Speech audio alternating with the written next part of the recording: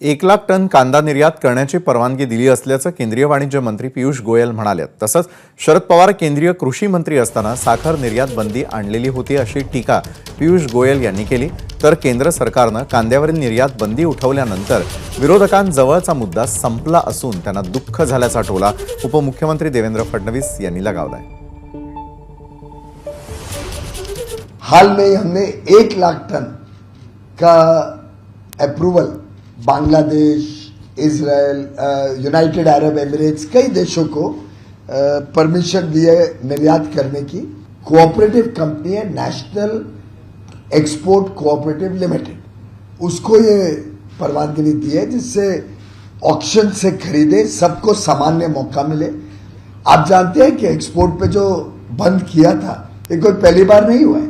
शरद पवार जी जब कृषि मंत्री थे तब कई बार एक्सपोर्ट पे पाबंदी लगी, कई बार एक्सपोर्ट पे निर्यात पे टैक्स लगा, कई बार minimum export price Sharad Pawar ji ने लगाया।